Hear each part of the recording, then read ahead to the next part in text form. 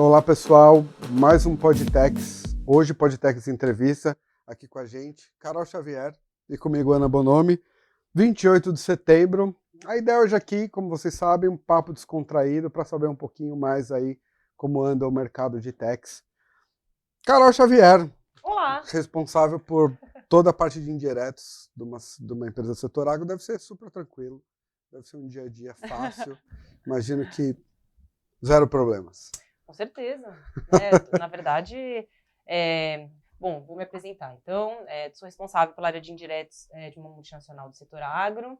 Fazemos de tudo lá, né? A área que eu cuido, ela atende basicamente os tributos indiretos. Então, a gente faz toda a rotina de compliance, planejamento, consultivo, suporte ao negócio, implementação de ERP.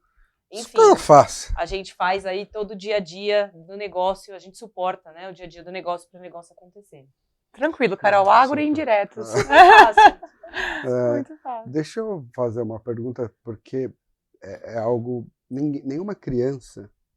Tem um vídeo que é muito bom, até vocês já viram, que é um vídeo em inglês, que são uma série de crianças falando que quando crescerem querem se tornar contadoras. Um vídeo em inglês, que é ótimo. Tudo isso para falar, nenhuma criança fala, eu quando crescer quero trabalhar com tributário como um todo. Então, minha pergunta para você é, como você chegou? Como que tributário apareceu na sua vida em indiretos? Assim? Sem querer. Eu fiz vários estágios em escritórios antes de trabalhar com isso. O foco era mais na área civil, trabalhista. Gastei muita sola de sapato lá no centro da cidade. E no meu último ano de faculdade, estava trabalhando num escritório que, enfim, em relação ao qual ele não se alinhava aí aos meus valores como pessoa e como profissional, e quis fazer uma mudança. Só que estava no último ano da faculdade, então era difícil a contratação para um escritório, e aí apareceu um processo de trainee numa empresa de auditoria e consultoria. Acho que a gente pode falar, velho, eles não devem nada não. Tranquilo. Comecei numa empresa menor, que chama BDO Trevisan, e depois fui para a KPMG. E aí, construí a minha carreira na área tributária em empresa de auditoria e consultoria. Quantos anos você ficou lá? Na KPMG eu fiquei 7 anos. 7 anos. Isso. Então, enfim, eu acabei parando lá. Confesso que no começo me questionava muito se eu tinha estudado direito para fazer cálculo de imposto olhando nota fiscal, e tirando cópia de documentos e ticando papel. Não fala isso que você vai entregar a sua idade, tirar cópia de documentos. Tirava cópia, mexia nas notas. Mas peguei amor pela área, não era o desejo. Queria ser juíza quando eu estava na faculdade, mas a vida foi tomando outros caminhos e eu me apaixonei pela área. Então, eu sou super apaixonada hoje pela área de tributos e indiretos mais ainda. A gente brinca aqui, assim, a gente atende uma série de clientes com demandas de indiretos, e assim, a gente fala que todo mundo que gosta de trabalhar com tributação de indiretos, em alguma medida tem que ser um pouco sádico, um pouco masoquista, porque a única certeza que você tem é que em algum momento indiretos vai te morder, com entendeu? Certeza. Porque é um sem número de normas e tudo mais, que até te pergunto, como vocês fazem no dia a dia para gerenciar múltiplas empresas, com múltiplos estados e legislação de tudo quanto é buraco, portaria, lei, decreto. Como que é isso no dia a dia, assim, a dinâmica? Acho que, esse é o maior desafio da área de indiretos, né? Pluralidade de legislações nas esferas estaduais, municipais e federais, e pluralidade de entendimentos. Então, concatenar tudo isso para fazer o compliance da empresa dar certo, tá em linha com o que se espera, é muito difícil, né? Então, óbvio, a gente tem aí alguns procedimentos para garantir que as legislações são acompanhadas, a gente estimula muito o time a estudar, desafia o time a trazer ideias, a discutir assuntos, mas diria que se alguém aqui sentar nessa cadeira e falar que com certeza tá tudo controlado e tudo certo, eu estaria mentindo. Então, a gente gerencia riscos, né? Acho que uma coisa que é muito importante é trabalhar muito próximo ao negócio para conseguir sempre se adiantar, sempre avisar, dar visibilidade ao que está acontecendo, aos assuntos mais polêmicos, aquelas áreas cinzas em que pega 90% do dia a dia. Exatamente, mas eu acho que deixar o negócio ciente do que está acontecendo ajuda bastante, tá? É um desafio, o time muda, né? A gente tem que sempre pensar no dimensionamento do time, nas competências e habilidades que a gente precisa, porque é tudo muito dinâmico, né? E a empresa onde eu trabalho, né, a Nutrien, ela está em constante mudança, a gente está num momento de crescimento, a empresa tem só 3 anos, praticamente, tempo, né, então a gente está crescendo e crescendo muito rápido, então o desafio é ainda maior, porque no meio de tudo a gente tem aí que gerenciar múltiplos projetos. Então, acho que o maior desafio é você conseguir se antecipar, conseguir planejar com seus recursos e identificar já, logo no começo, áreas onde você pode ter desafios maiores para conseguir aí um plano para remediação ou para suportar aí aquela demanda nova que vem. Mas é difícil, tá? É um desafio bem grande. E Carol, me interrompa, viu? Porque eu vou Não, monopolizando eu tô com aqui. várias questões Mas aqui. você tocou num assunto que é de múltiplas demandas e tudo mais, que a gente vai para o profissional de techs, assim, porque verdade é que, eu até brinquei das cópias, quando a gente pensa num profissional de 10, 15 anos, era uma forma diferente de trabalhar, né, do que o pessoal mais novo que está chegando para trabalhar, seja empresa, escritório, empresa, o que for. Como você tem enxergado isso no profissional novo? Assim? O que quando vocês estão entrevistando, de repente você fala assim, cara, eu preciso de uma pessoa que tenha esse skill, porque isso faz sentido, é para cá que o mercado está apontando, essa habilidade é importante. Como você está enxergando isso assim, nesses novos tempos? Eu vejo que assim, a área de compliance ela está se tornando uma área cada vez mais voltada para a parte de controles e processos. É importante ter, mas eu diria que o profissional de techs ele tem que ser muito dinâmico, tá? E não pode, e eu acho que sair das caixinhas, eu sou diretos, eu sou indiretos, eu faço compliance, eu faço planning. Óbvio que você não vai ter alguém que saiba fazer tudo perfeitamente, mas eu acho que cada vez mais o que se espera do profissional de techs é que tenha uma visão do todo, né? Tanto dos outros tributos, como aquilo que você está fazendo interfere no que o pessoal do outro time está precisando ou fazendo, seja no negócio, seja no financeiro, né? Por exemplo, eu vou ter um risco, como é que você costura isso com a gestão do negócio, como você comunica, ou vou ter uma oportunidade, esse é o momento. Então, eu acho que o profissional de techs ele tem que ter uma visão. Se eu fosse resumir em um ponto aqui, é ter uma visão de um todo. De um todo. Não é mais o cara do tributário, eu não sou do tributário. E assim, hoje em dia, o que se espera de um profissional de techs é que ele seja um viabilizador das coisas, e não alguém que vai falar isso está certo, isso está errado e não dá. Às vezes não cabe mais. Não cabe mais, então você tem que tentar achar a solução. Às vezes, infelizmente, a solução que tem não é a solução que querem. Eu quero deixar muito claro. Solução, normalmente tem, mas normalmente as soluções não são as desejadas. Então, existe esse desafio, eu acho que ter esse jogo de cintura para saber, né, quando falar um não, ter a visão, entender que aquele seu não, que tipo de impacto pode ter, ou o seu sim, como que você vai lidar com isso, né, considerando os impactos que pode dar para outras áreas. E a comunicação, né? Então, é isso. Visão do todo, comunicação e sair da caixinha, né? Sair do seu papel ali. Porque, assim, se a gente for pensar, né? Conhecimento técnico, a gente consegue contratar alguém que faça, né? A gente aqui, ó.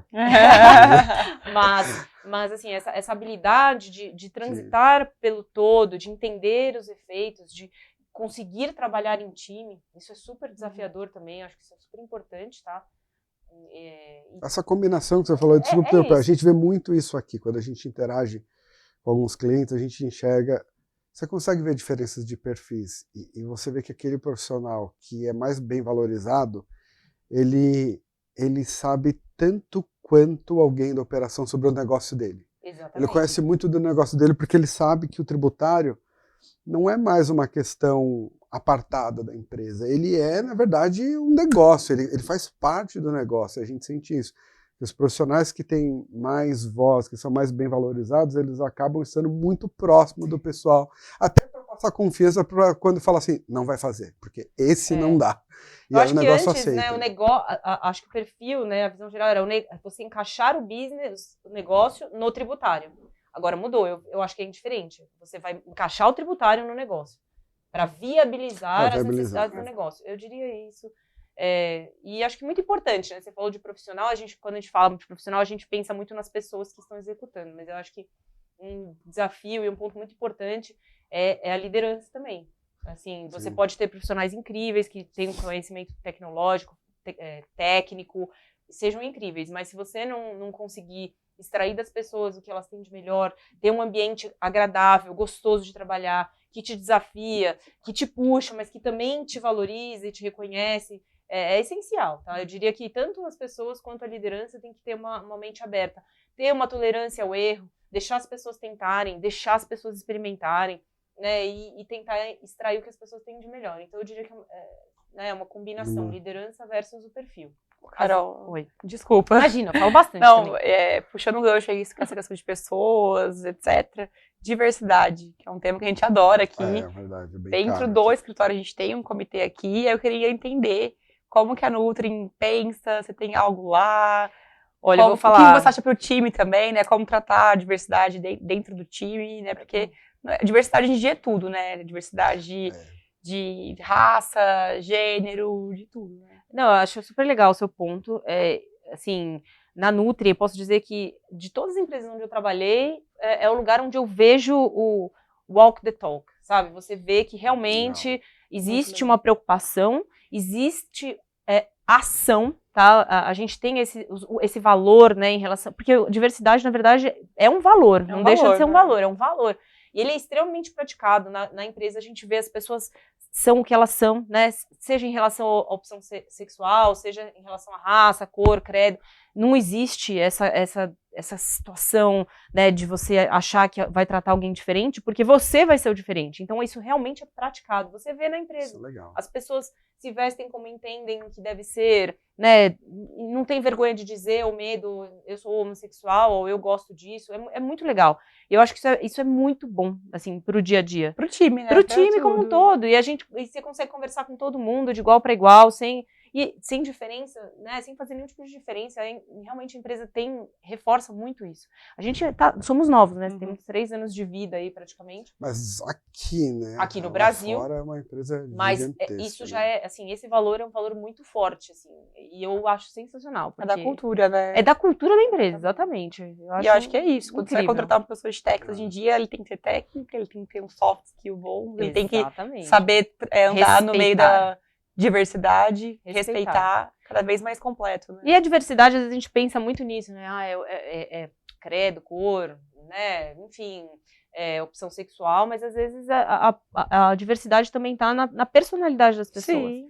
Né? Tem diversas personalidades, então acho que o segredo é você a fazer gente um tenta- bolo bem feito com todos esses ingredientes diferentes. Que faz o time bom, né? A Faz. gente precisa de tudo, do quietinho, do mais Sim, falante. com certeza. A gente se preocupa. Tanto é que é engraçado, né? Porque quem vê, assim, eu tô com uma roupa que eu efetivamente trabalho, assim. A gente, se você pega as primeiras reportagens sobre o escritório, eram os bacharéis sem gravatas e tudo mais, mas hoje a gente abandonou o terno já aqui dentro. Você olhando pelo escritório, você viu, porque é o que a gente fala, isso não é mais relevante, assim. As pessoas precisam conseguir colocar para fora o que elas são dentro, para não criar um personagem num ambiente de trabalho. Até porque nós acreditamos nisso, mas a pandemia acelerou isso. Não tem tanto mais vida profissional, pessoal, porque às vezes você está trabalhando em casa, às vezes está seu filho aparecendo na reunião, as linhas, né, as barreiras, elas foram muito derrubadas. Então, se a gente não muda um pouco isso, a coisa é complicada.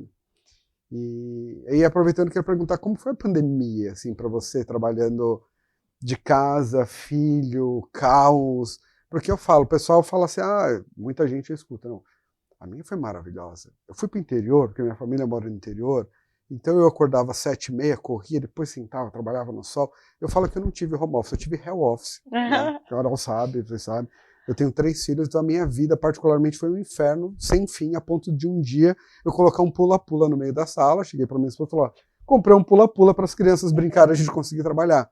Como foi isso para você, assim, emocionalmente, pela questão de logística, tudo? Foi desafiador também, Danilo. Eu tenho um filho, né, de 5 anos. Na época era um pouquinho menor, então demandava bastante Ou seja, atenção. era pior.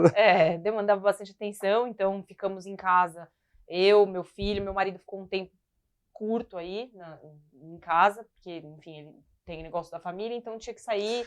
Tinha que estar a situação presencial, era diferente, tá? Então, mas de qualquer forma foi difícil, porque tinha que trabalhar e tinha que, né, dar atenção pro meu filho, cuidar dele. Então foi um momento estressante, foi mesmo.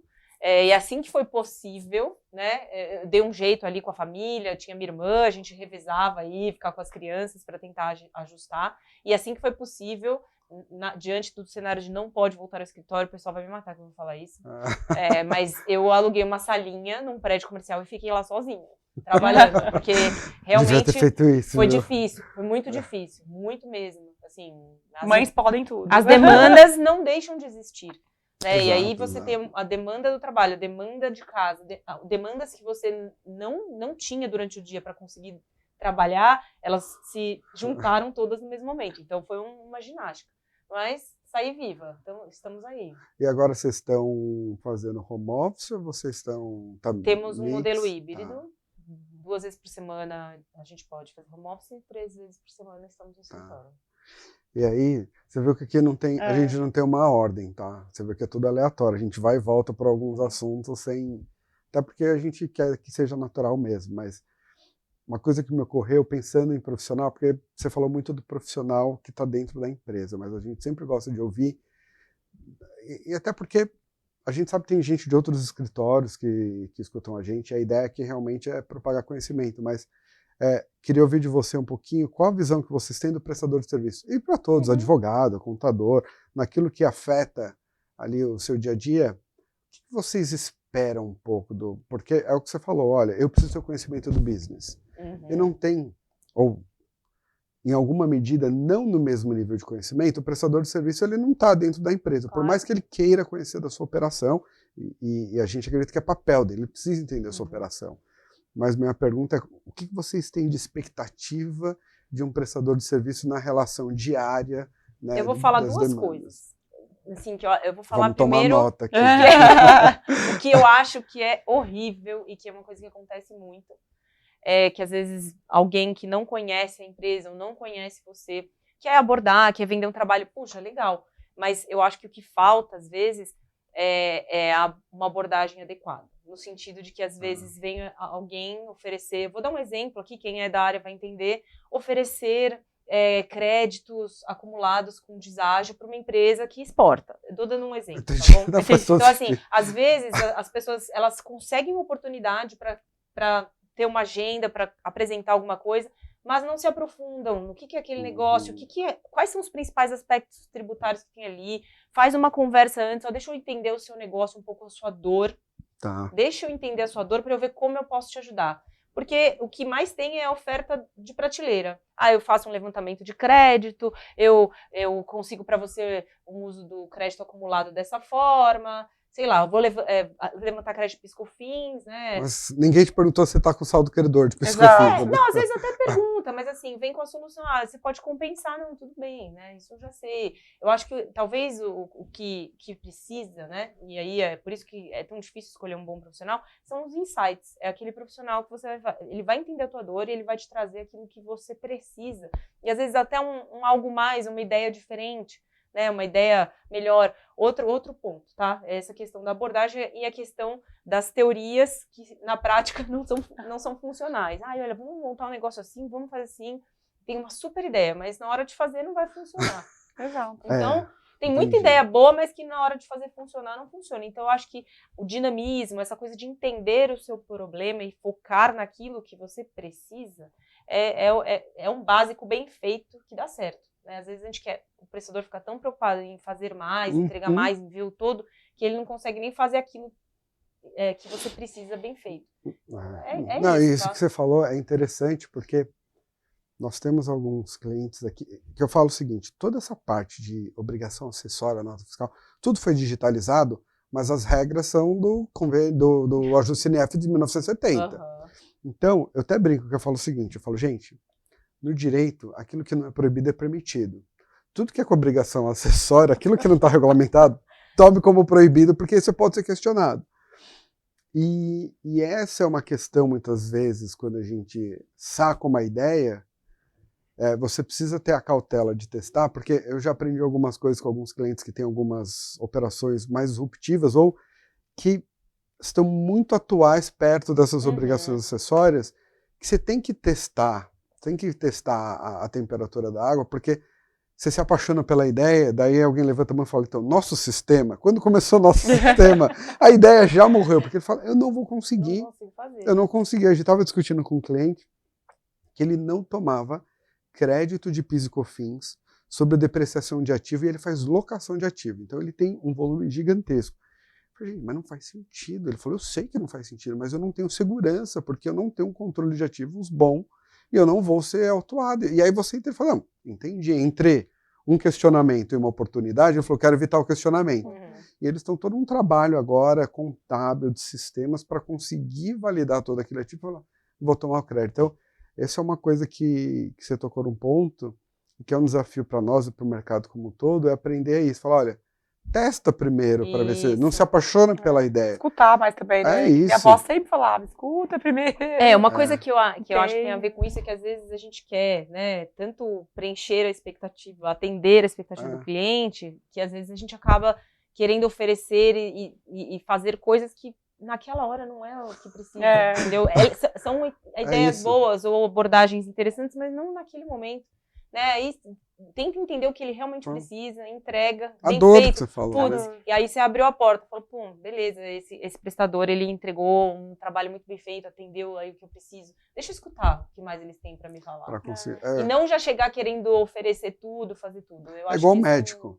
Ninguém chega no consultório médico, o médico fala, bom, você vai tomar 3 cápsulas de vitamina e vai tomar antibiótico, assim, porque... Mas muitas vezes o prestador de serviço, na fúria, na ânsia de agradar, ele começa a receitar. Fala, cara, escuta. Dorme com o problema, volta pro cliente e fala, deixa eu entender, né? E sabe o que eu queria puxar? Falar, você falou que trabalhou muitos anos em Big Four. Sim. E Big Four as pessoas viajam, tem de tudo. Eu também já passei por Big Four, te conheci em Big Four. E o ponto é, sempre tem alguma história, no mínimo engraçada, ligada ao tributário. E assim, a gente sempre pergunta se nessa sua trajetória, seja um fiscal maluco, um colega de trabalho, um pedido de cliente que não fazia o menor sentido. Eu, por exemplo, eu já falei, eu fui expulso de um cliente uma vez porque eu levantei um ponto num projeto de auditoria, a controller me expulsou, né? E na época, quando eu voltei assim para o escritório, eu falei, eu fui expulso do cliente, contei que ela falou, mas tá certo o que você fez e tal, o trabalho que foi levantado, então tá tudo bem, mas foi inusitado, você tá ali discutindo um ponto e a pessoa manda você embora. Não sei você, o que tem? Pode contar que ninguém vai saber. O que aconteceu de engraçado eu não posso falar. Tem coisa que a gente vai criar a edição da noite. A edição da noite. Podtext, edição noite. Não, assim, eu não me lembro de nenhuma situação engraçada, assim, durante o trabalho. Saias justas, com certeza, né? Básico, né? Você tá lá com aquela cara de trainee, aquela cara de quem não sabe nada. O cara fala... E não sabia mesmo. Não sabia mesmo. E aí você chega lá e fala que tem um ponto, né? Que o procedimento está errado. E cria todo aquele clima. Mas, assim, eu já tive saias justas, né? Assim, lembro de 2, e aí acho que são lições aprendidas. E aí, né, como a gente tem menos experiência, aprende na dor, né? Então, a gente, enfim, às vezes você tem um ponto, uma situação delicada para conversar, e o ideal é você sempre alinhar antes com aquelas pessoas com as quais você vai falar, ou para as quais a mensagem vai ser dirigida, avisar antes, conversar, explicar para ela saber o que esperar e nunca chegar numa reunião, né, na qual você vai tratar de um problema, uma situação delicada, sem dar uma avisadinha antes. Isso eu aprendi, porque eu já tive situações bem complicadas, de reações terríveis. No momento de dar uma notícia, porque aí tem a pessoa e tem mais gente na sala, entendeu? Então, esse é um aprendizado que eu tenho até hoje, tá? E ainda assim, às vezes você acha que você comunicou todo mundo e não comunicou. Então, esse é um desafio, tá? Mas a parte engraçada eu não posso falar. Tá bom. Não vou nem insistir. Carol, eu tenho uma outra pergunta. E a Carol, família, pessoa física? O que você gosta de fazer? Ai, gente, eu vou falar e depois, se precisar, você escolhe. Não, tô brincando. Como que é a Carol? A gente compartilha com você. A Carol é ligada no 220. A Carol trabalha, a Carol gosta de fazer exercício físico de manhãzinha cedo. A Carol cuida do filho à noite, leva o filho na escola, dia sim, dia não. Adoro isso, essa rotina de levar meu filho, fazer meu exercício. E o principal, adoro tomar vinho. Também. Muito. Então, assim, sempre que possível, dia de semana, final de semana. Abre uma tacinha. A gente tá se lá. Se eu tô feliz, se eu tô estressada. Exatamente. Se eu tô triste. Então, assim, são coisas simples. Pequenos caprichos. Pequenos caprichos, que eu acho que no final o que vale é isso que a gente leva, né? E nesses momentos você tá trocando amor, amizade, risos, choros, e é isso que a gente leva no final. E quando dá, viajar. Não tem nada muito mirabolante. Justo. E já que você falou de viagem, e de novo, só para comprovar que a gente não tem a menor sequência e é proposital, viagem me pensa em reforma tributária. Assim. Eu achei que ele fosse perguntar qual destino você mais gostou. Não, porque para mim a reforma tributária é uma viagem, mas eu não quero necessariamente me apegar à reforma que está sendo discutida, todos os projetos, mas o que você vê que é um gargalo assim, na parte tributária no agro? No final do dia, qual que é o desafio tributário do setor agro e como você enxerga que seria uma solução, não para resolver, porque não adianta, é tributário, mas alguma coisa falar, isso daqui realmente é um problema muito grave que se a gente eliminasse seria bom de tal forma. Eu acho que o desafio do agro está muito ligado à questão dos benefícios, né? As operações. É um setor bastante beneficiado. Ele é bastante beneficiado e ele é bastante específico, né? Assim como petróleo, empresas que extraem petróleo, que é onde eu trabalhei. A gente tem empresas que também, sei lá, farmacêuticas, são setores muito específicos, energia. E eu acho que a legislação, quando ela foi pensada por uma coisa genérica, geral, né? E não aborda situações. E também, claro, eu imagino que quem fez a lei deve ter pensado, né, em algumas consequências, mas não sei se lá atrás, quando se pensava nas regras, se considerava os efeitos que essas regras iam fazer. Então, de forma objetiva, no setor agro, o desafio é a parte dos benefícios.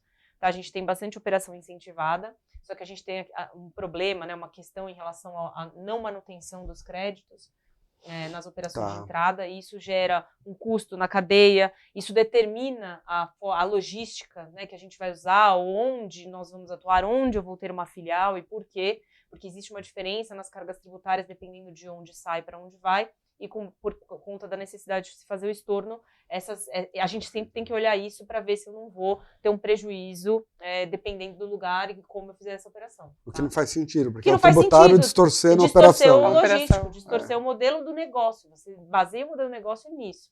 E também a parte das despesas. Né? Eu não sou profissional, assim, não sou muito técnica aí na parte do imposto de renda, mas a gente tem uma série de despesas, estou falando mais dos federais, aí entra um pouco o imposto de renda, a gente tem uma série de despesas, gastos, enfim, operações que são totalmente específicas do setor e que a legislação ainda não trata. Então isso nos deixa numa área cinza, tanto para fins de tomada de créditos, quanto para fins de dedutibilidade de despesas. A gente tem um desafio grande, que é uma coisa que está sendo discutida bastante. A Receita começou a autuar os contribuintes em relação à dedutibilidade das despesas de royalties que a gente paga para algumas empresas, para poder explorar a tecnologia, para produção de sementes. Então, é um assunto bem, bem quente, super relevante material, e a gente está aí lutando com essa discussão, porque se você for olhar a legislação regra geral, pode ser interpretado de uma determinada forma. Então, existe aí um desafio, né, que às vezes as autoridades fiscais leem a lei e aplicam ali o que foi lido, mas não entendem que, né, às vezes não tem a visão do todo, que aquilo compõe o custo, não compõe o custo, né? Aquilo é uma receita. Vê quando interessa. Vê quando interessa. Então, eu dei esses exemplos que são os principais, que eu acho que é onde... Um outro assunto interessante também é a questão do IPI, né? Os produtos agro normalmente são não tributados, então a gente também tem desafios em relação ao uso ou não da suspensão do IPI nas compras, né? Tem aí diferentes entendimentos, pode, não pode, e também o crédito do IPI na entrada, considerando que a saída é NT. Perfeito. Então, se eu fosse resumir, assim, os tópicos principais são esses. Temos alguns desafios por causa da diferença de carga de CMS. Quando a gente está falando de operações com armazém geral, né, a gente tem que pensar muito bem também onde vai ser, como vai ser, por causa da questão do estorno e da tributação, da forma de tributação do ICMS nas operações que envolvem armazém. Então, se eu puder resumir... Sem falar assim... É isso. Só isso, gente. Não é nenhum objeto aqui, a gente fica entrar em discussões muito técnicas, mas isso sem falar nos próprios métodos de estorno, né? Não bastasse eu ter que estornar com regras diferentes para cada estado, com metodologias das mais diversas e alguns estados sendo silentes ainda com relação a isso. E aí né? a gente fica na área cinza, né? E às vezes o estado alguns se manifestam, só que de formas diferentes. Então, voltamos ao desafio de gerenciar aí o risco e entender aí o que faz mais sentido, né? Sempre suportados numa opinião legal, numa análise de um prestador de serviço de qualidade. Justo. E uma pergunta última técnica aqui, mas tecnologia, você que acompanhou toda essa, desde o momento de cópia, bom, não quero entregar a sua idade, mas você viu o SPED nascer e tudo mais, nota fiscal eletrônica, como hoje as empresas estão agregando tecnologia e essa parte de inovação para conseguir domar esse dragão, aí, esse monstro todo no dia a dia. Assim, imagino que para vocês isso seja bastante relevante, até por conta desse monte de regra, cada estado com uma regra, redução, estorna, bases às vezes diferentes de redução, métodos diferentes de estorno. Vocês têm agregado bastante tecnologia também? A gente está, né, num momento de construção ainda, né, da empresa. Né? A gente está implementando processos, controles. Então, a gente tem aí uma agenda de tecnologia que a gente quer desenvolver, com certeza. Mas a gente já estava no começo. Acho que a tecnologia pode nos ajudar muito. Acho que o SPED, a nota fiscal eletrônica, tudo isso fez com que a gente pudesse puxar relatórios, informações, né, até para ver o compliance, para ver se a gente está fazendo a coisa certa. E também acho que o que vai mudar agora, que vai exigir da gente, é como a gente usa esse monte de informação eletrônica para gerar informação de valor. Olha, o que está acontecendo com este tipo de produto, com esta fábrica, com esta planta, em termos tributários, para a gente ver se a gente consegue dar um insight, mudar o modelo de negócio, mudar, às vezes, alguma questão de margem que não seja sendo capturada de alguma forma, uma operação que o negócio, às vezes, não tem a visibilidade, mas que não está sendo bacana. Eu acho que o maior desafio agora vai ser isso, conseguir automatizar muitas tarefas que não agregam valor, né? Tarefas repetitivas, e trazer insights com esse mundo que a gente tem na mão de informação eletrônica. Acho que o desafio vai ser esse. E você interage? Tem que ter, a gente planeja. E você interage muito com seus pares de outros países e vocês discutem, por exemplo, a diferença da tributação de indireta? Porque a sensação que eu tenho, eu nunca vou esquecer de um projeto que eu participei, que a empresa falou, olha, no Brasil eu tenho 18 pessoas cuidando de indiretos.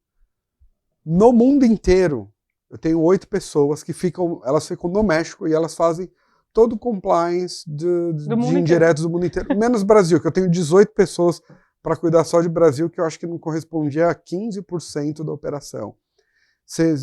Não sei se você tem essa visibilidade, conversando com seus colegas de outros países, o quão a vida é menos árdua, eu diria. Na Nutri é um pouco diferente, porque a empresa é canadense, né? A gente tem aí uma operação lá no Canadá, a gente tem operação aqui, né, na América Latina, alguns países da América do Sul. A gente tem aí um cenário mais menos abrangente em termos de mundo, tá? E aí, como a gente está crescendo agora, então acho que com o time lá de fora, a gente vai começar esse trabalho agora. Já, com certeza a gente tem mais gente do que em qualquer um desses outros lugares, mas esse é um trabalho que a gente está, que vai começar a ser feito agora, e eu acho que a visibilidade vai começar a acontecer agora, quando a gente começar a mostrar, né, o que precisa ser feito, como, né, o volume de obrigações, o volume de risco, tudo isso está começando a tomar forma. Mas, assim, quando eu trabalhava em outras empresas, esse era um desafio, né? Por que precisa de tanta gente? E aí, quando a gente começava a conversar, né, quando alguém... Eu nunca me esqueço, uma vez que eu fui explicar para um alemão como é que calculava o ICMS, né? Porque a gente tinha que avaliar aí uma situação para dar um desconto, fazer uma operação com um fornecedor nosso. E aí eles falavam, mas como assim? Eu tenho que... Todos os impostos incidem sobre todos os impostos, mas isso não me faz sentido. Enfim, então era um desafio enorme. Então eu acho que nessas situações eles entendem por que a gente, né, tem que ter tanta gente. E sim, eu sei que, por exemplo, na Argentina é um pouco menos complicado, Chile, Uruguai também, mas sei que, né, não trabalho ainda, mas sei que países como a Índia já são desafiadores. Dizem que nós somos a Índia da América Latina. Então, eu acho que eles têm sorte, ou a gente tem sorte, né, porque quem tem menos complexidade pode ter sorte por ser mais simples, mas acho que a gente consegue contribuir muito mais com a estratégia do negócio. Tem um lado bom disso, né? Você vira Isso é você verdade, você tem um papel estratégico ali no dia a dia do negócio. Então, eu acho que é De defender o é negócio. interessante. negócio. Defender, gerar oportunidade. Eu acho que é bom e é ruim. Ah, isso. Gostei, ela otimista dos É. indiretos. A primeira pessoa otimista com Otimista. a parte de indiretos, né? Indiretos. Primeira vez. Só tem louco, né? Então, Só. Muito bom. Bom, gente, a gente tá caminhando, já deu mais aqui de 40 minutos. já. Já. Passa Nossa, rápido. a gente fala muito.